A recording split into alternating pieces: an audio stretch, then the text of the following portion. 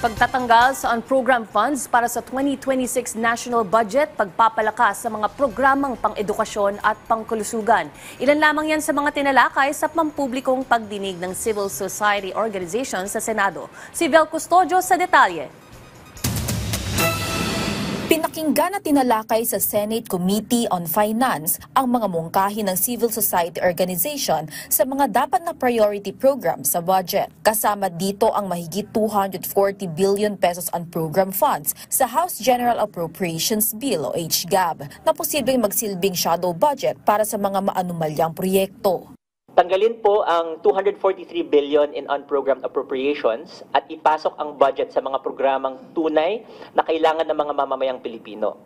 Sa infrastructure projects po, these should be science-based and backed by transparent master plans upang masiguradong walang ghost projects at substandard projects. Dagdag pa ni Montesa, hindi dapat patron-client ang approach ng mga government services kagaya ng guarantee letters. Sa halip, dapat patibayan ang PhilHealth at Universal Healthcare Law. Palakasin ang rights-based at rule-based program kagaya ng Zero Balance Billing, Pantawid Pamilyang Pilipino program kung saan bukas para sa lahat ng kwalipikadong nangangailangan ng serbisyo ng gobyerno.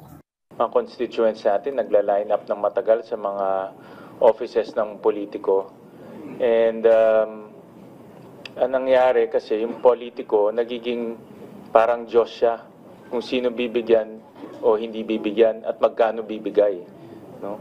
So we're giving the power of life and death to the hands of the politician, no? Which is not the right thing to do, no? Kasi dapat the system helps our constituents, no? Iprinisinta naman ng People's Budget Coalition co-convener Kenneth Abante ang Budget Transparent Server, gaya ng BetterGov.ph na nagsisilbing budget tracker at PhilJeps kung saan makikita ang awards data. Suportado naman ni Senate Committee on Finance Chairperson Senator Sherwin Gatchalian ang mungkahi ng mga organisasyon na gawing mas user-friendly ang budget monitoring sites, kagaya ng sumbong sa Pangulo para mas makapaghikayat ng citizen budget participation. Tinalakay din ang pagtuon sa mga programang pang-edukasyon at pagpapalakas sa procurement at quality assurance programs para sa mga classrooms, pag-deliver ng textbooks at iba pang kagamitan. Iminungkahi din sa komite na gawing localized at decentralized ang classroom construction habang sumusunod sa standardized design para maiwasan ang backlog sa mga proyekto.